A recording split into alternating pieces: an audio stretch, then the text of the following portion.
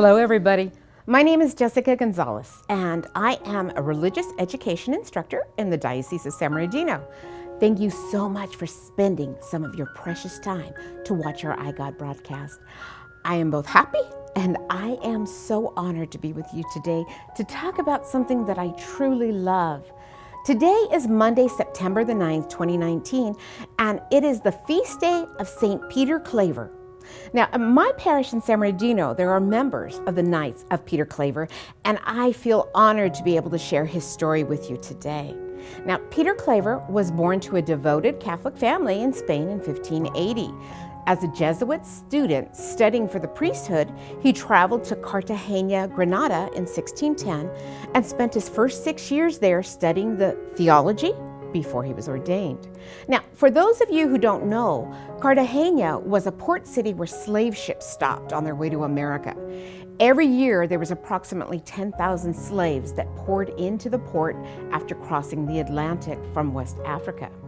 Now, it is said that the conditions were so terrible on these ships and so inhumane that approximately 1/3 of the passengers died in transit.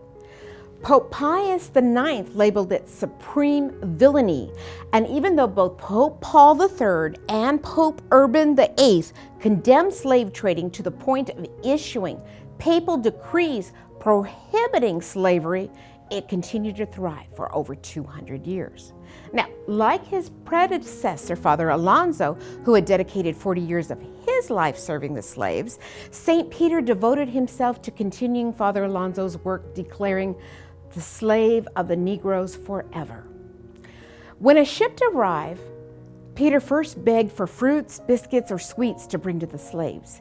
He would then board the ship with translators to bring gifts, as well as his skills as a doctor and as a teacher.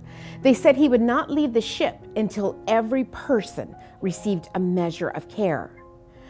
Peter gave short instructions on the Catholic faith and baptized as many as he could. Now, he said in this way, he could prevail on the slave owners to give humane treatment to fellow Christians. During the 40 years of his ministry, Claver instructed and baptized an estimated 300,000 slaves.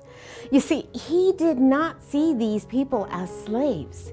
He saw them as fellow Christians and encouraged all those around him to do that as well. When slavers were not in port, he would visit plantations to give spiritual consolation to the slaves. Father Claver became a moral force known as the Apostle of Cartagena. He preached in the city square, ministered to the souls of the well-to-do members of society, traders and visitors to Cartagena, including the Muslims and English Protestants. He was a regular visitor at the city's hospital, and he avoided, when possible, the hospitality of planters and owners and lodged instead in the slave quarters. Sadly, being taken ill by the plague, he was confined to bed for 4 years, mainly forgotten and neglected, physically abused and starved by his caregiver.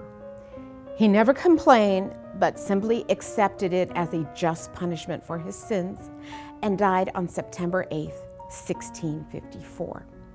He is the saint of African Americans, African missions, Colombia, comedians, communication workers, and interracial justice. Upon reflecting on St. Peter Claver's life, I think of those wise words: not all of us can do great things, but we can do small things with great love. We may not be a force like St. Peter Claver, but we can treat all as fellow Christians. Thank you for partnering with WordNet. Now, we have an easy and fun way of making your donations to WordNet. Use the number that is on the screen to text your amount and follow the on-screen instructions. Thank you very much and be blessed always.